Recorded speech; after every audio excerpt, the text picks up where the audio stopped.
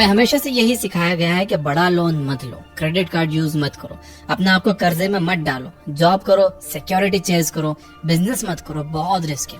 पर हर्षद मेहता सेज, लाला रिस्क है तो इश्क है। क्या आपने कभी सोचा है कि धीरू भाई अंबानी के पास बड़ा बिजनेस करने के लिए पैसे कहाँ से आए?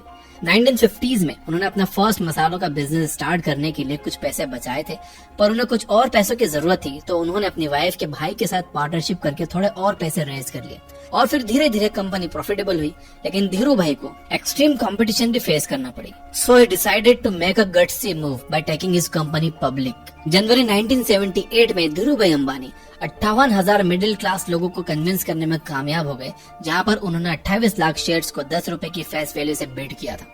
सिंपल मैथ करें तो 28 lakh multiplied by 10 is equal to 2 crore 80 lakh. भाई साहब 58 लाख लोग आप पर भरोसा करके आपको बैकअप करते हैं, तो आपने कभी सोचा है कि कितना प्रेशर होता होगा?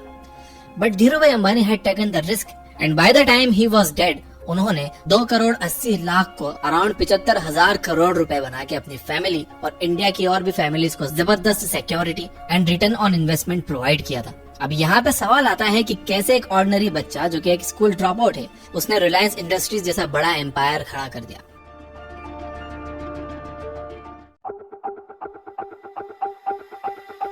बट इससे पहले आपका ये समझना बड़ा जरूरी है कि क्यों अमीर और अमीर होते जा रहे हैं और गरीब गरीब होते जा रहे हैं। क्यों अमीर और गरीबों के बीच में एक्सट्रीम पोलैरिटीज है। क्यों 80% दौलत 20% लोगों के पास ही है। क्यों अमीर लोग काम करते करते अमीर भी बन जाते हैं और अपनी लाइफ भी एंजॉय कर पाते हैं, और क्यों गरीब लोग इतना फोकस्ड होकर पूरा दिन काम करके पैसा बचा के कंजूसी करने के बावजूद भी एक एवरेज मीडियोकर लाइफ ही जी पाते हैं। कौन सी ऐसी बातें हैं जो हमें नहीं पता है, जिसके कारण हमें स्ट्रगल करना पड़ती है? वेल, इसका आंसर रॉबर्ट कियोसाकी ने अपनी book why the rich get richer and rich dad poor dad में क्लियरली स्टेट किया है, जिसको अगर अच्छे से समझ के अपनी लाइफ में स्ट्रेटेजिकली अप्लाई करो तो आप भी अपनी ड्रीम लाइफ जी सकते हो। रॉबर्ट कियोसाकी के हिसाब से एक पुअर मिडिल क्लास और एक रिच आदमी में सिर्फ एक चीज का डिफरेंस होता है, विच इज एजुकेशन। और एजुकेशन का मतलब आपका फॉर्मल एजुकेशन नहीं, बल्कि फाइनेंशियल एजुकेशन। अमीरों के पास फाइनेंशियल एजुकेशन बहुत ज्यादा होती है, इसलिए फॉर्मल एजुकेशन से ज्यादा इंपॉर्टेंट फाइनेंशियल एजुकेशन को मानते हैं, क्योंकि यही वो एजुकेशन है जो उनको अमीर बनने में हेल्प करती है। व्हाई रिच गेट रिचर में रॉबर्ट कियोसाकी ने 3 मेजर लेसन्स पर फोकस करने की एडवाइस दी है, टैक्सेस, डेट और फैंटम इनकम।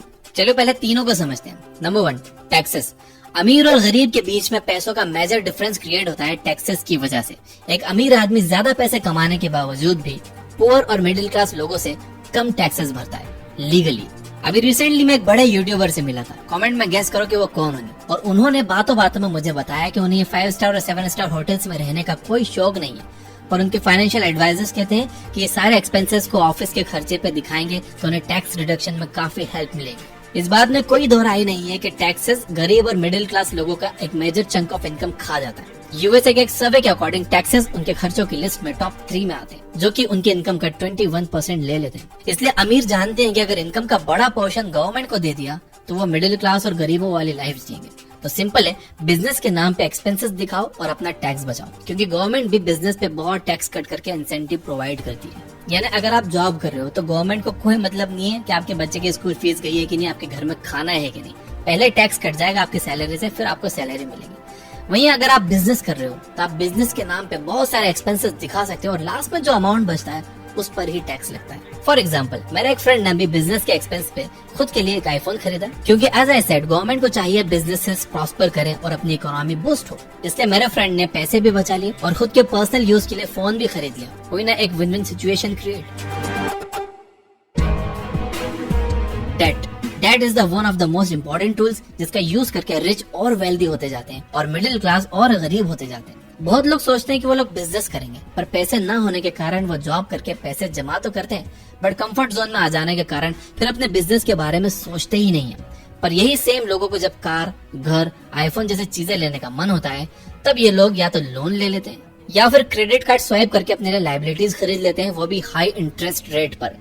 देखा जाए तो फाइनेंस बड़ा ही सिंपल है, जो मेरे पॉकेट में पैसा डाले वो एसेट और जो मेरे पॉकेट से पैसा निकाले वो liability. Mukesh Ambani one of the richest man होने के बावजूद भी जियो के लिए 12,850 करोड़ का लोन उठाते हैं। क्यों? धंधे के लिए। अब धंधे और डेट में क्या रिलेशन?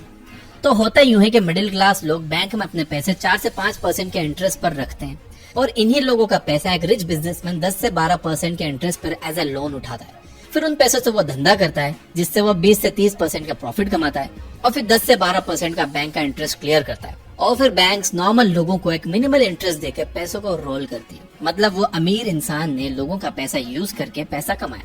यहाँ पर एक सवाल जो आपके दिमाग में आएगा, बिजनेसमैन का बिजनेस फेल हो गया तो क्या होगा? ये तो बड़ा रिस्क है। Well as I said earlier, risk है तो इश्क है। कल आप ऑफिस के लिए निकले, ट्रक ने उड़ा दिया, यू आर डेड। तो रोड पर चलना रिस्की है ना, फिर भी लोग रास्ते पर चलना बंद थोड़ी करते हैं, बस और ज्यादा अवेयर होकर चलने लगते हैं। वैसे ही आपको भी कैलकुलेटेड रिस्क लेकर बिजनेस रन करना है। कैलकुलेटेड रिस्क पर मैंने पर्सनल चैनल पर एक वीडियो बनाई है, मैं आपको लिंक दे दूंगा, वो देख लेना। बिजनेस फेल हो गया तो क्या? कुछ नहीं, पहले तो बैंक्स आपसे पैसे रिकवर करने के ट्राई करेंगे। अगर रिकवर नहीं कर पाई तो खुद से ही लोगों के पैसे क्लियर कर देगी, क्योंकि बैंक के पास तो आपके ही पैसे हैं ना। और क्या आपको पता है वो पैसे बैंक को कौन देगा? गवर्नमेंट बैंक को पैसा देगी और रिकैपिटलाइजेशन अनाउंस करेगी, जहाँ पे बेसिकली आपसे और ज्यादा टैक्स लिया जाएगा और आपके ही पैसों से आपकी भरपाई होगी। है ना ये अजीब सी बात? इसलिए रॉबर्ट कियोसाकी कहते हैं कि फाइनेंशियल मास्टर्स को पैसे नहीं चाहिए पैसे बनाने के।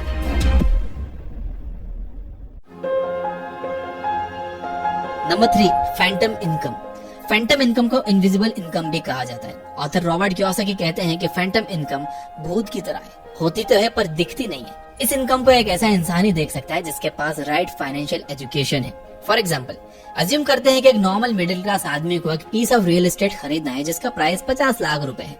तो वो खरीदने से पहले 20% का डाउन पेमेंट करना होगा, और ये डाउन पेमेंट पे करने के लिए वो यूज करेगा अपनी वो इनकम जो टैक्स देने के बाद उसे बची है। वहीं एक अमीर इंसान खुद के पैसों से कभी रियल एस्टेट नहीं खरीदेगा, वो बैंक से पैसे ले लेगा और रियल एस्टेट खरीद लेगा, और इस ट्रांजैक्शन में जो टैक्स कॉस्ट बचता है वही उसकी फैंटम इनकम है। ये वो इनकम है जिसके लिए वो अमीर इंसान को कोई काम नहीं करना पड़ा।